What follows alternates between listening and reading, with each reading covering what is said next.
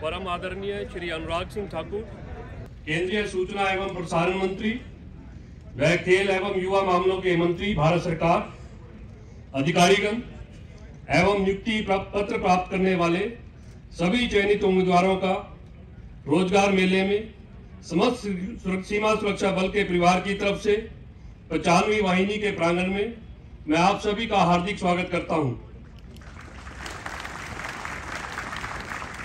यह हमारा सौभाग्य है कि आज रोजगार मेले के शुभ अवसर पर स्वयं माननीय केंद्रीय सूचना एवं प्रसारण मंत्री व खेल युवा मामलों के मंत्री श्री ठाकुर हमारे बीच पधारे हैं। हम सहृदय मंत्री जी का स्वागत एवं अभिनंदन करते हैं।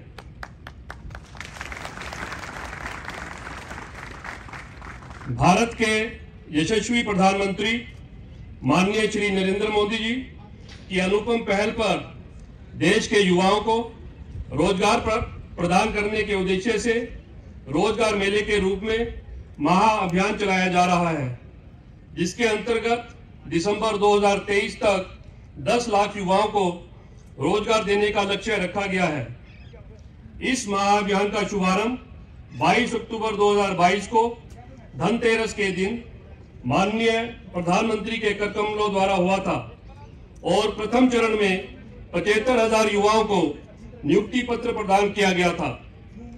आज रोजगार मेले में 45 स्थानों पर कार्यक्रम आयोजित कर 71,000 युवाओं को नियुक्ति पत्र प्रदान किया जा रहा है, जिसके अंतर्गत आज सीमा सुरक्षा बल के इस प्रांगण में 264 युवाओं को नियुक्ति पत्र प्रदान किया जाएगा, जिनमें से 25 युवाओं को माननीय मुख्य अतिथि महोदय अपने कर कमलों से नियुक्ति पत्र प्रदान करेंगे। चयनित उम्मीदवारों को विभिन्न विभागों में सेवा करने का अवसर प्रदान किया जा रहा है, जिसमें सीमा सुरक्षा बल, ITBP, SSB, education department, ESI और डिपार्टमेंट ऑफ फाइनेंशियल सर्विसेज शामिल हैं। चयनित उम्मीदवार उत्तर प्रदेश, दिल्ली, आंध्र प्रदेश, हरियाणा तथा राजस्थान से ताल्लुक रखते हैं। सीमा सुरक्षा बल परिवार की तरफ से सभी उम्मीदवारों को बहुत बहुत शुभकामनाएं। सम्मानित मंच, उपस्थित सभी मेरे प्रिय भाई और बहनों, किसी भी युवा की जिंदगी में वो बहुत महत्वपूर्ण दिन है जब वो अपनी जिंदगी की शुरुआत किसी नौकरी से करता है। और भारत में तो सरकारी नौकरी प्राप्त करने वालों के लिए तो ये अवसर, मैं आपके चमकते हुए चेहरे देख सकता हूँ, खुशी देख सकता हूँ। और देश भर में 10 लाख लोगों को अगले 1 साल के अंदर रोजगार देने का जो लक्ष्य माननीय प्रधानमंत्री जी ने रखा है, पिछले महीने ही 75,226 युवाओं को रोजगार मिला और ये सरकारी नौकरियां 75,226 को मिली। आज 71,000 और भारतीय युवाओं को रोजगार मिल रहा है। उसके अवसर पर मैं सबको बहुत बहुत बधाई और बहुत बहुत शुभकामनाएं देता हूं। आज हमारे सबके सामने 266 ऐसे ही युवा साथियों को रोजगार प्राप्त होगा, सरकारी नौकरियां मिलेंगी और जिनमें से जैसे बताया गया 215 तो हमारे बीएसएफ के माध्यम से ही मिल रही हैं। लेकिन कुल मिलाकर अगर आज पूरे देश भर में देखा जाए तो 2000 से ज्यादा रोजगार बीएसएफ के माध्यम से मिल रहा है। ये अपने आप में दिखाता है कि बॉर्डर सिक्योरिटी फोर्स कैसे देश के युवाओं को आगे आने के लिए, सेवा करने के लिए और देश के लिए अपनी सेवाएं देने के लिए प्रोत्साहित कर रही है।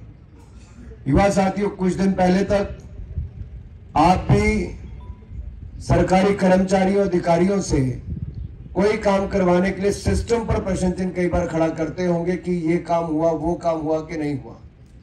अब आप उस पोजीशन में आने वाले हो कि लोग आपके पास काम लेकर आएंगे, तो आप यही समझिए कि आपको इस देश को आगे बढ़ाने के लिए अपनी सेवाएं देनी, इसीलिए आपको सरकारी नौकरी दी जा रही है। और आज के समय जब कोविड-19 पैंडेमिक या इससे पहले की मैं बात को देखूं तो बहुत चुनौती भरा एक समय दिखता था। युवा तनाव में भी दिखते थे या दुनिया भर में ही तनाव था। हम सबके सामने चुनौतियां भी थी कि कैसे इसको पार कर पाएंगे, लेकिन माननीय प्रधानमंत्री नरेंद्र मोदी जी का नेतृत्व हमें मिला। हम दुनिया के एक ऐसे देश बने जिसने अपनी 2 वैक्सीन बनाई भी और 220 करोड़ से ज्यादा लोगों को बिल्कुल मुफ्त में वैक्सीन लगाने का काम भी किया। कुल मिलाकर 220 करोड़ वैक्सीन लगी पूरे देश भर में। ये अपने आप में एक बड़ी चुनौती थी, लेकिन हमने उसको भी पार किया। भारत में 80 करोड़ गरीबों को 2.5 साल तक अनाज मुफ्त में देने का काम भारत सरकार ने किया, जो दुनिया का कोई देश नहीं कर पाया। भूखमरी से भी बचाया तो महामारी से भी बचाया। ये दोनों बातें मैंने आपके सामने इसलिए रखी कि महामारी के समय जब इतनी बड़ी चुनौती थी, उस समय भी प्राथमिकता गरीब था, वो वंचित, शोषित, पीड़ित था, जिसके लिए शायद कोई ना खड़ा होता, लेकिन मोदी जी की सरकार उस समय भी उस गरीब के साथ खड़ी रही, हर भारतीय नागरिक के साथ खड़ी रही। 27,000 हमारे विद्यार्थी यूक्रेन में फंस गए थे। शायद युद्ध की भूमि से बच्चों को निकालना मुश्किल हो जाता, लेकिन हर एक बच्चे को बगैर खरोंच लगे हिंदुस्तान सुरक्षित कोई वापस लाया, तो नरेंद्र मोदी जी की सरकार हिंदुस्तान वापस लाई। ये सब बातें मैं आपके साथ इसलिए शेयर कर रहा हूं कि परेशानियां आएंगी, उससे घबराना मत। ठंडे दिमाग के साथ सोचकर काम करना है और देश के लिए समर्पण भाव रख के काम करना है। तो आपसे तो मैं इतना ही कहूंगा, परेशानियों से भागना बहुत आसान होता है। हर जिंदगी में एक मुश्किल इम्तिहान होता है। भागने वालों को कुछ नहीं मिलता जिंदगी में, लड़ने वालों के कदमों में ही जहां होता है। प्रधानमंत्री जी स्क्रीन पर आएंगे तो मैं अपना स्थान स्वयं ले लूंगा। मित्रों, क्या करना है हमें? अब सरकारी नौकरी तो मिल गई,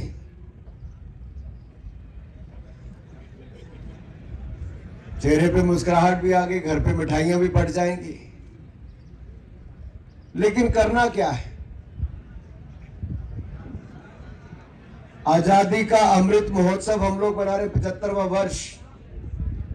जिन लोगों ने आजादी के 75वें वर्ष में लाने तक के लिए स्वतंत्रता संग्राम की लड़ाई लड़ी, जहां हम उन सबको पूरे देश भर के ऐसे लाखों लोगों को याद कर रहे हैं। आज गांव गांव से ऐसे लोगों को याद किया जा रहा है जिन्होंने आजादी के समय अपना योगदान दिया था। उन्होंने आजादी दिलाने के लिए योगदान दिया था। मैं आप सबसे अनुरोध करता हूं कि आप अपना योगदान दीजिए भारत को दुनिया का सर्वश्रेष्ठ देश बनाने के लिए। आपके योगदान से ही हमारा देश दुनिया में सबसे आगे बढ़कर आ सकता है। और इस अमृत महोत्सव से अमृत काल की ये यात्रा, ये जो अगले 25 वर्ष होंगे, अमृत महोत्सव आज है, अमृत काल 2047 में होगा, तो अगले 25 वर्ष में हमारा योगदान क्या होने वाला है, ये बहुत महत्वपूर्ण है। और मैं आप सबसे निवेदन करना चाहता हूं मित्रों कि आप सब अपना योगदान दीजिए। हर पल, हर पलहा आप ये सोचिए हर लम्हे में कि आपको इस देश को आगे बढ़ाने का काम करना है। और जब तक आप ये सोचकर नहीं चलेंगे कि आपको देश को आगे बढ़ाना है, अपने अपने परिवार तक सीमित मत रहिए। तो बहुत सारे लोगों को सरकारी रोजगार, मैं उदाहरण पेश करता हूं। 12 तारीख को हिमाचल के चुनाव खत्म हुए तो 13 को मैं बॉम्बे गया, हिमाचल सभा का कार्यक्रम भी था, तो मैं अपने all India radio, Doordarshan, film division, इन सबके दफ्तरों में गया। किसी के 11 मंजिल थे, किसी के 10 तो किसी की 5। लगभग 36 मंजिल मैंने उस दिन पैदल ही चढ़ी होगी और हर फ्लोर कम से कम 3 से 4 हजार फुट का होगा। हर कमरा खुलवा कर देखा। उन कमरों में वो फाइलें पड़ी थी जो शायद 70 साल, 60 साल पुरानी फाइलें हैं। इनका रखने का कोई मतलब नहीं बनता। जहां पर वो सामान पड़ा जो शायद 10 साल पहले कंडम हो गया था, लेकिन उसको बेचा नहीं गया। ऐसा ही उदाहरण अहमदाबाद का है, जहां पर मैंने एक दफ्तर का निरीक्षण किया तो 2 फ्लोर उसके खाली हुए, जहां से 23 लाख रुपए का तो केवल कचरा बिका है, और जहां से 2 फ्लोर खाली करवाकर लाखों रुपए महीने का किराया आता है। तो अगर हम बॉम्बे का देखेंगे तो वहां पर भी लगभग 1.5 से 2 लाख फुट एरिया अगर खाली होता तो समझ लीजिए महीने का 5 से 6 करोड़ रुपए केवल किराया आएगा। अब ये वो चीजें हैं जो केवल बंद कमरों में पड़ी वहां के स्थानीय अधिकारी को देखनी है। वो ना आपके केंद्रीय अधिकारी देख सकते हैं, ना केंद्रीय नेता देख पाएंगे। लेकिन जिस स्थान पर भी आप जाएं, स्वच्छता की ध्यान वहां पर रखें। दूसरा, पुरानी फाइलों का निपटारा जरूर होना चाहिए। शिकायतें आम जनमानस की कितनी हैं? Public grievance is very important. अगर आप उसका समय रहते उसको हल करते हैं तो उससे आम आदमी को फायदा भी मिलेगा और हम सब अपनी ओर से देश की सेवाएं भी दे पाएंगे। लेकिन आप सबसे इतना निवेदन जरूर करूंगा, दिन की शुरुआत ये सोच कर करें कि आज किसी का भला करना है, आज देश की सेवा में फिर कुछ नया करना है और अपना कम से कम लॉन्ग टर्म, शॉर्ट टर्म और मिड टर्म, ये 3 गोल जरूर रखिए कि आपको अपने डिपार्टमेंट में क्या करने हैं, आप अपने डिपार्टमेंट में क्या योगदान दे सकते हैं। और मुझे पूर्ण विश्वास है आज का युवा टेक्नोलॉजी का उपयोग भी करेगा। दुनिया के देश तो आज भी चेक ही बांट रहे हैं, चेक भी लिख रहे हैं, लेकिन भारत ने डिजिटल टेक्नोलॉजी के माध्यम से यूपीआई भीम ऐप बनाई। आज चाय बेचने वाला, सब्जी बेचने वाला, रेडी फड़ी वाला भी क्यूआर कोड से आपके मोबाइल फोन से पैसा ले लेता है और पैसा दे सकता है। ये दुनिया के किसी देश ने करके दिखाया तो भारत ने करके दिखाया मेरे भाइयों का। इसी तरह से ही भारत के जो स्टार्टअप्स हैं, युवाओं ने ही इसको शुरू किया, मोदी जी ने सहयोग दिया। तो दुनिया के जो देश नहीं कर पाए, भारत के युवाओं ने 110 स्टार्टअप्स को यूनिकॉर्न का दर्जा मात्र पिछले 6 सालों में दिला दिया है और लाखों करोड़ जोड़ दिया है। आप सबका बहुत बहुत धन्यवाद। या फिर उस प्रकार की तवज्जो हासिल न कर पाए जिसके वो हकदार थे, और इस तरह युवाओं पर केंद्रित रही, महिलाओं पर केंद्रित रही समाज के लक्ष्यों में भारत के युवा की प्रतिभा, उसकी क्षमता, उसकी 10 लाख सरकारी नौकरियां उपलब्ध करवाएंगे और साथ ही साथ आपने स्टार्टअप मुहिम को बल दे करके अनेकों और ऐसे अवसर उपलब्ध सके। आज प्रधानमंत्री जी, एक बार फिर से ये बात प्रमाणित होती है कि आप जो कहते हैं वो आप। डीओपीटी कार्मिक विभाग ने तीव्र गति से इस प्रक्रिया को आगे बढ़ाया और 22 अक्टूबर को इन 10 लाख नौकरियों की पहली किश्त आपके द्वारा 75,000 नियुक्त। जब आप बटन दबाएंगे तो एक साथ 71,000 नियुक्ति पत्र जारी होंगे, जिसके लाभार्थी देश के भिन्न भिन्न राज्यों एवं केंद्र शासित प्रदेशों में फैले हुए हैं।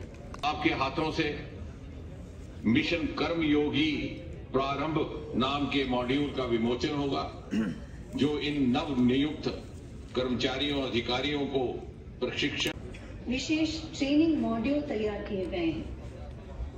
मैं परम आदरणीय प्रधानमंत्री जी से अनुरोध करती हूं कि वे बटन दबाकर कर्मयोगी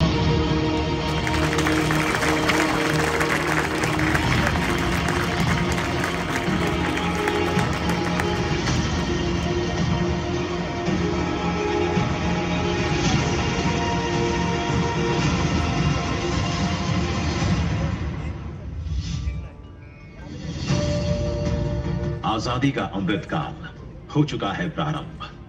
हर देशवासी का कर्तव्य काल हो चुका है प्रारंभ। विकसित भारत बनाने का देश ने लिया है विराट संकल्प। यह है भारत की युवा शक्ति के लिए एक महत्वपूर्ण अवसर।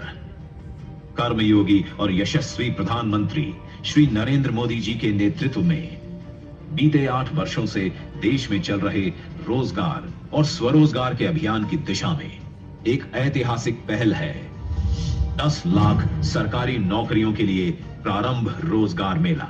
लाखों युवा ऐसे समय में भारत सरकार के साथ जुड़ रहे हैं जब हर भारतीय तक मूल सुविधाएं तेजी से पहुंचे और सरकार की प्रक्रियाएं तेज हों, इस पर है विशेष फोकस। इसलिए ये बेहद जरूरी है कि रोजगार मेला के तहत नवनियुक्त कर्मी हों सक्षम। वे केवल नौकरी पाने वाले ना बने, बल्कि बने देश के विकास यज्ञ में योगदान देने वाले कर्मयोगी। युवा कर्मयोगी सरकार की मौजूदा नीतियों और नियमों से पूरी तरह अवगत हों और प्रधानमंत्री जी के लोक कल्याण की प्रतिबद्धता को पूर्ण करने में तत्पर हों। कर्मी सही दृष्टिकोण और कर्तव्य बोध वाले ज्ञान युक्त कार्यबल का निर्माण करें और 2047 के नव भारत के निर्माण के सशक्त भागीदार बने। इसी लक्ष्य के साथ भारत सरकार ने की है एक पहल, कर्मयोगी प्रारंभ। कर्मयोगी प्रारंभ का उद्देश्य सकारात्मक सोच, कार्य और व्यवहार से युक्त स्मार्ट शासन प्रणाली को सुनिश्चित करना है। स्मार्ट यानी SMART मतलब simple, moral, accountable, responsive and transparent. सभी नवनियुक्त कर्मियों को शुभकामनाएं कि वे कड़ी मेहनत कर आदर्श कर्मयोगी बने और अपने साथियों को प्रेरित करें। कर्मयोगी प्रारंभ के तहत उपलब्ध कोर्सेज मिशन कर्मयोगी के ऑनलाइन लर्निंग प्लेटफॉर्म igotkarmyogi.gov.in से पूरे किए जा सकते हैं। कर्मयोगी प्रारंभ, हो रहा एक नए युग का शुभारंभ। धन्यवाद सर। रोजगार मेले की आज की कड़ी एक और पड़ाव है लाखों नए रोजगार और खुशियों के सृजन का। प्रस्तुत है सृजन के इसी उत्साह को दर्शाते रोजगार मेले पर एक लघु फिल्म।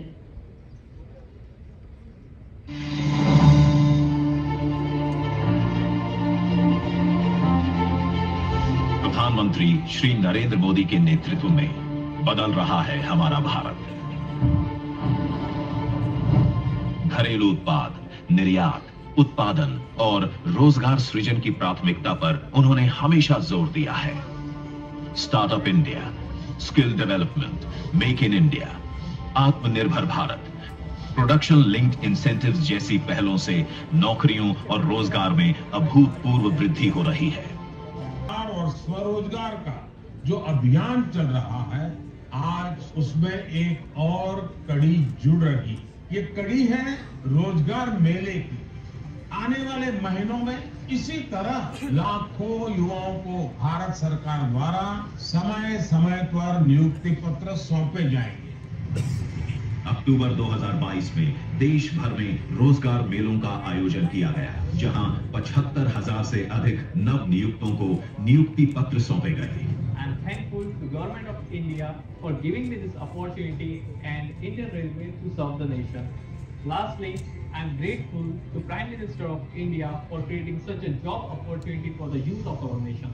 मुझे केंद्रापाड़ा डिवीजन से एज ए पोस्टल असिस्टेंट मिला और मैं प्रधानमंत्री को बहुत शुक्रिया अदा करना चाहता हूँ। I got placed in Canara Bank as probationary officer, and thanks to the central government and Sri Narendra Modi ji for fastening up all the process so that I got the job so fast. Thank you. आज फिर से देश भर में रोजगार मेलों का आयोजन किया जा रहा है, जिसमें 71,000 से अधिक नियुक्ति पत्र चयनित उम्मीदवारों को सौंपे जा रहे हैं। आज के नव नियुक्तों में शामिल हैं अर्धसैनिक बलों में पुलिस कांस्टेबल, शिक्षक, नर्स, फार्मासिस्ट, रेडियोग्राफर और अनेकों विभागों में अनन्य पद। मिशन कर्मयोगी इन्हें रोल बेस्ड लर्निंग के लिए iGOT प्लेटफॉर्म पर श्रेष्ठतम प्रशिक्षण भी उपलब्ध करवाएगा। जब देश भर से युवा, महिलाएं, दिव्यांगजन, ग्रामीण और आकांक्षी जिलों के हमारे साथी सरकार में जुड़ेंगे, तो वे सभी इंडिया एट 2047 के सशक्त साझेदार बनेंगे। ये सभी अपनी कार्य कुशलता से नागरिक सेवाओं को सुगम बनाएंगे। राष्ट्र को समर्पित सेवा का प्रारंभ है।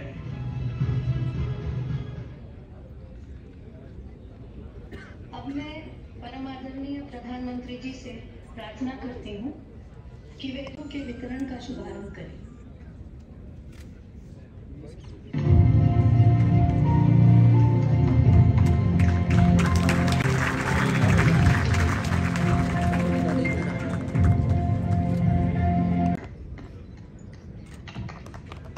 इस शुभ अवसर पर अपने आशीर्वचनों से हम सभी का एवं देश भर से जुड़ी युवा महाशक्ति का मार्गदर्शन करने की कृपा करें।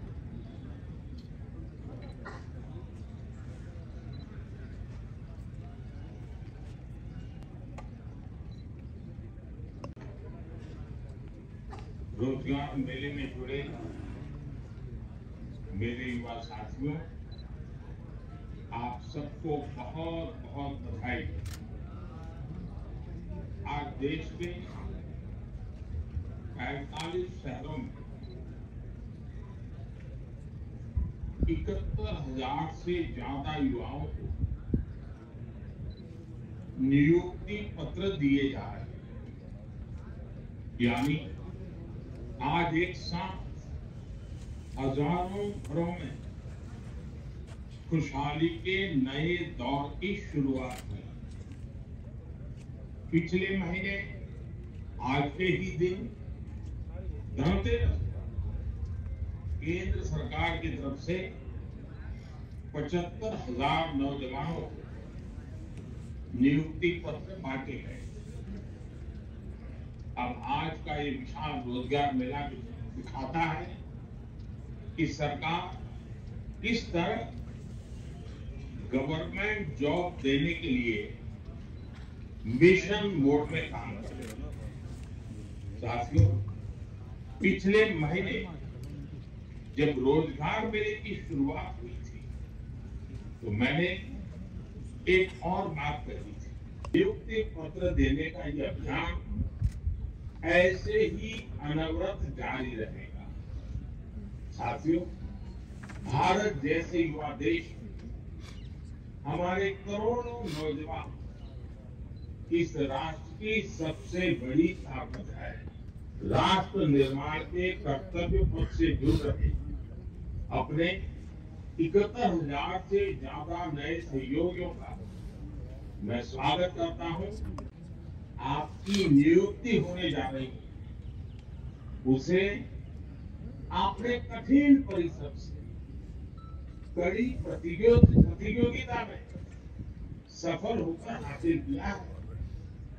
इसके लिए आपको और आपके परिवार को भी उतना ही हक है बधाई प्राप्त करने का। मेरे युवा साथियों, आपको ये नई जिम्मेदारी एक विशेष कालखंड में मिल रही है। देश अमृत काल में प्रवेश कर चुका है। हम देशवासियों ने मिलकर इस अमृत काल में भारत को विकसित बनाने का प्रण लिया है।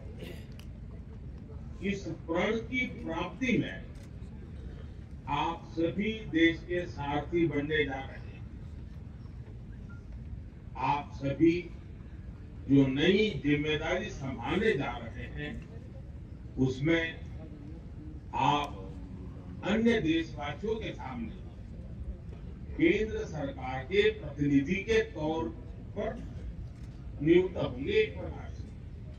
ऐसे में आपको एक और बात याद जरूर रखनी चाहिए, अपना कर्तव्य निभाने के लिए आपको अपनी भूमिका अच्छी तरह समझनी होगी। एक जनसेवक के तौर पर अपनी सेवाएं देने के लिए आपको अपनी क्षमता बढ़ाने, कैपेसिटी बिल्डिंग पर भी लगातार फोकस करना चाहिए।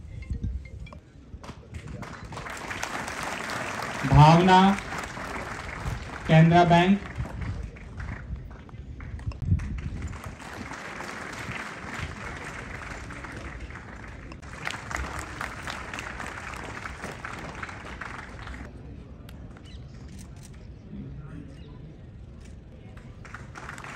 समीक्षा कवालिया, ईएसआई कैंडिडेट।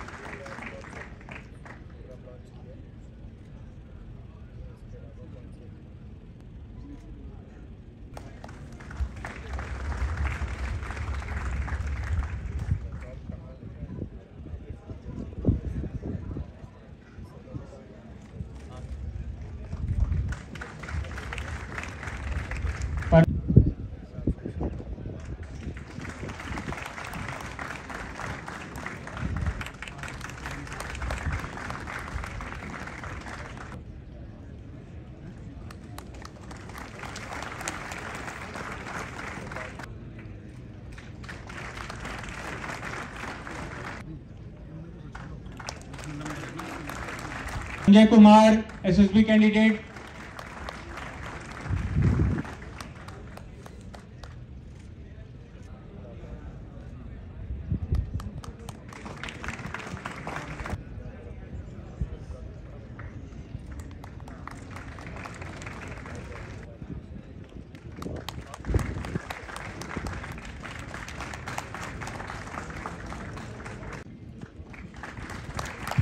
मुस्कान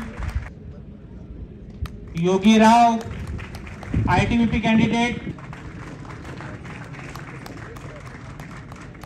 साहनी बीएसएफ कैंडिडेट,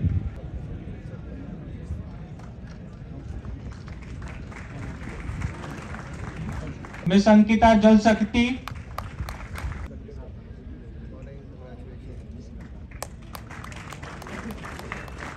जल शक्ति,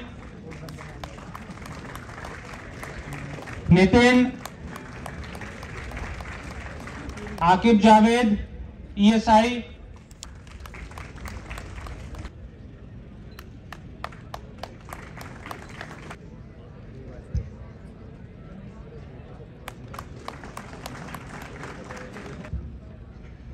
मंत्री जी ने बोला है कि आप सभी को, मंत्री जी सभी के सभी को जो है अपॉइंटमेंट लेटर देंगे, इसलिए सर जल्दी जल्दी आए। सागर यादव,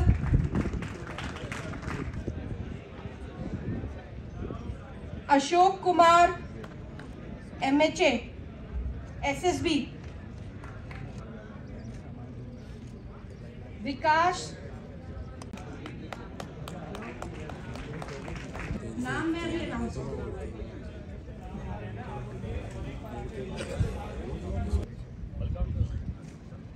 सचिन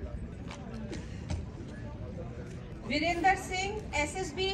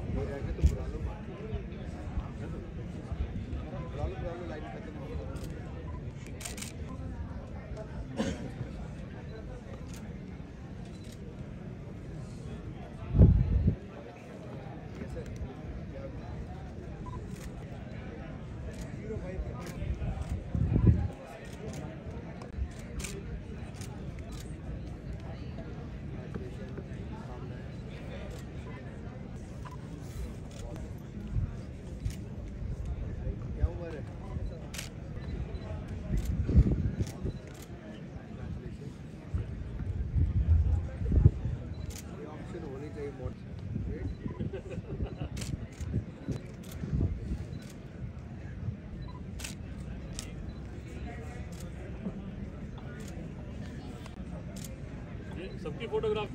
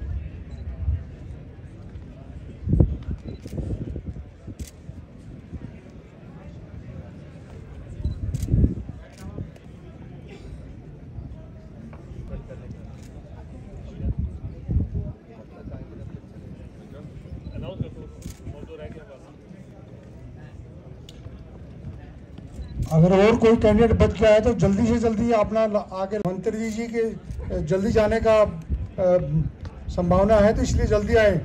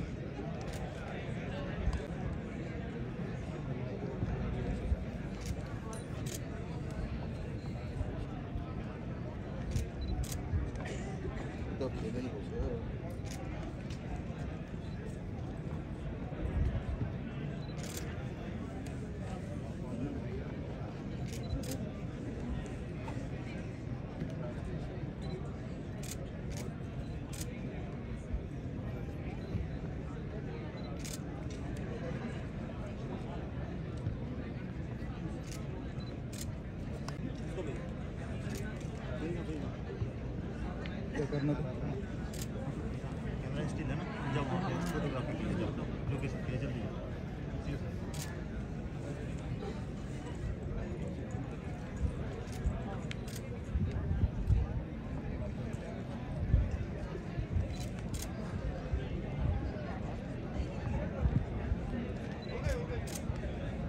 ग्रुप फोटो है कहाँ से? ग्रुप फोटो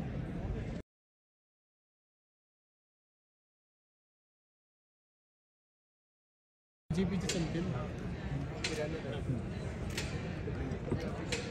मंत्री जी के साथ। ESI पहला डिपार्टमेंट इसी क्रम में इसके बाद एसएसबी,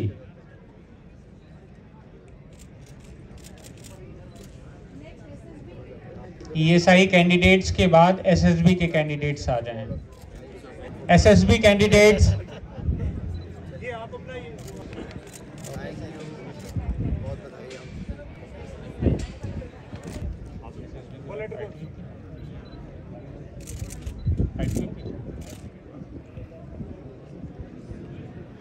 सामने बीएसएफ है। कैंडिडेट्स ऑफ आईटीबीपी ऐसे ही आ जाएंगे, वहीं रहना है।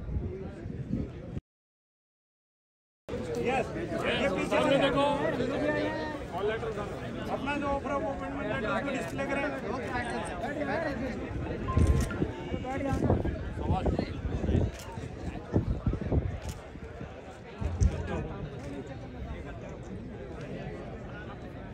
अच्छा, कंधे पे मत उठाना दूसरे को। प्रधानमंत्री मोदी जी ने भारत सरकार के माध्यम से विभिन्न मंत्रालयों द्वारा, डिपार्टमेंट्स द्वारा 10 लाख सरकारी नौकरियां 1 वर्ष के अंदर देने का जो संकल्प लिया है। पिछले महीने 75,226 लोगों को रोजगार मिला, तो आज भी 71,000 से ज़्यादा युवाओं को सरकारी नौकरियां देने का काम किया। ये अपने आप में एक बड़ी पहल है। शायद ही देश ने आज से पहले कभी इस तरह के कार्यक्रम देखे हों जहां हज़ारों लोगों को नियुक्ति पत्र दिए गए हों। आज बीएसएफ के औंसी के इस ग्राउंड में अगर आप देखेंगे, बच्चों के चेहरे पर एक नया उत्साह था, जोश था, उमंग थी और देश के लिए अपनी सेवाएं देने के लिए वो ललायत थी। तो मेरा मानना है, जिस तरह से प्रधानमंत्री मोदी जी ने उनको संबोधित करके ये भी कहा कि हमें अपनी राइट्स के साथ रिस्पॉन्सिबिलिटी की भी बात करनी है। नहीं तो लोग अपनी राइट्स की बात करते हैं, जिम्मेदारियों की बात नहीं करते। तो सरकारी नौकरी में जिम्मेदारी के साथ देश को आगे बढ़ाना भी है। और कर्मयोगी प्रारंभ जो किया है, ये कार्यक्रम बहुत शानदार, मैंने स्वयं देखा है। और प्रधानमंत्री ने एक दूसरी बात ये कही कि जीवन भर सीखने की हमें आदत रखनी चाहिए, अंदर के स्टूडेंट को मरने नहीं देना है। तो बहुत बड़ी बात कही कि टेक्नोलॉजी का उपयोग हो या एक स्टूडेंट को नहीं ख़त्म होने देना, सीखते रहना है। तो इनकी 30-30 साल की, किसी की 35 साल की, किसी की उससे कम नौकरी होगी, तो उनको जीवन भर अपने आप को अपग्रेड करना होगा ताकि वो देश को सेवाएं देते रहें। बीएसएफ के इस कैंपस में मैं देख रहा था कि लोग 224 के लगभग तो केवल बीएसएफ में ही यहाँ पर गुड़गांव में ही दिए गए, मौंसी में। और इसके अलावा पूरे देश भर में 2000 से ज़्यादा नौकरियाँ तो आज बीएसएफ के ही में भर्तियाँ हुई हैं। अपने आप में दिखाता है कि बहुत शानदार प्रयास हुए हैं और आगे भी समय समय पर इस तरह के कार्यक्रमों का आयोजन होगा और देश के युवाओं को रोजगार के अवसर मिलते रहे। छोटे उदाहरण दिए कि देखिए, सफाई, हम अपना टेबल, अपना दफ्तर साफ नहीं रखेंगे तो क्या होगा। और मैं जब काम करता देखता था, जब स्टॉक पड़ा रहता था तो सर्कुलेशन में नहीं आता था। तो आज मुझे लगता है सरकारी डिपार्टमेंट में भी है कि जो चीज़ खराब होगी उसको समय रहते डिस्पोज ऑफ कर देना चाहिए। वो पैसा भी आता है सिस्टम में, जगह भी खाली होती है। तो हर जगह पे देखने को मिला। एक तो दूसरा, टेक्नोलॉजी, ये लगातार निरंतर इसमें अपग्रेडेशन होती जा रही है। आपको अपने आप को उस तरह से अपग्रेड करना है। तीसरी बात आती कमिटमेंट की। हम देश के प्रति कमिटमेंट को दिखाएं। आपका ये लगना चाहिए कि आप देश के लिए काम करें। आप अपनी नौकरी केवल अपने परिवार को पेट भरने के लिए नहीं करें, आप देश को अपनी सेवाएं दे रहे हैं। तो मेरा मानना है इन युवाओं में से बहुत सबसे कुछ लोगों से मैं चलते चलते बात की, उनमें एक जोश था कुछ कर दिखाने का। मैं आशा करता हूँ अगले कई दशकों तक जब वो काम करेंगे तो जोश बरकरार रहेगा देश की सेवा। हुआ जैसे पहले उत्तर प्रदेश, उत्तराखंड, मणिपुर, गोवा में भारतीय जनता पार्टी की सरकारें बनी, अब हिमाचल और गुजरात में भारतीय जनता पार्टी की ही सरकार बनी। विपक्ष के लोग स्वयं अपने लिए रोजगार भी ढूंढते फिर रहे एक के बाद दूसरे चुनाव में बड़ी बड़ी घोषणाएं करते हैं, बड़ी बड़ी बातें करते हैं, लेकिन जनता उनका चेहरा 60 वर्षों तक देखा है जी। और जनता ने जिनको 60 साल तक ये देखा कि गरीबी हटाओ के नारे तो लगाते थे, गरीबी हटती नहीं, गरीब ज़्यादा होते थे। लेकिन मोदी जी के 8 वर्ष के साल में देश भर में गरीबी रेखा से बहुत सारे लोग बाहर आए, रिकॉर्ड बाहर आए। और ये हम नहीं, वर्ल्ड बैंक, IMF, सब दुनिया भर की एजेंसीज ने कहा। मैं एक छोटा सा आंकड़ा है, 3 करोड़ 22 लाख पक्के मकान बना कर दिए, 11 करोड़ रसोई गैस के सिलेंडर दिए, 12 करोड़ शौचालय बना कर दिए, हर घर हर गांव तक बिजली पहुंचाई, 60 करोड़ लोगों को 5 लाख का इलाज आयुष्मान भारत योजना मुफ्त में दिया। हर घर को नल से जल देने का काम कर रहे हैं। 45 करोड़ बैंक खाते खोल दिए। कोविड के समय 20 करोड़ 50 लाख महिलाओं को 31,000 करोड़ रुपया उन खातों में मदद करके दिया।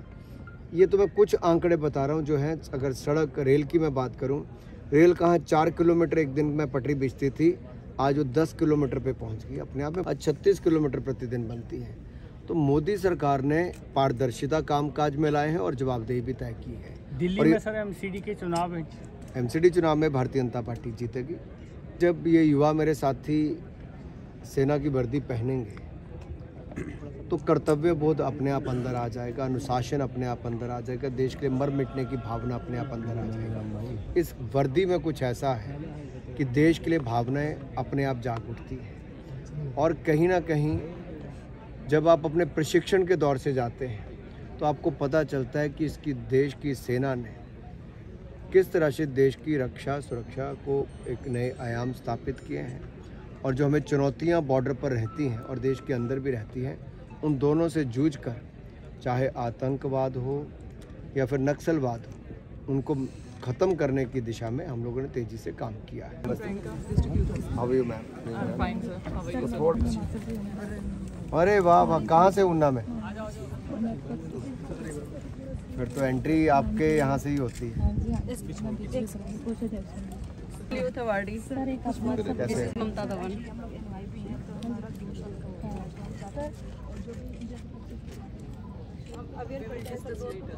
वो आप प्रियंका जी के थ्रू भिजवा देना अपना जो भी इशू होगा ना।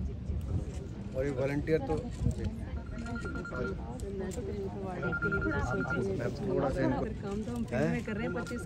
अवार्ड दे दिया, बस उसके बाद तो जीवन समर्पित करना उसके लिए।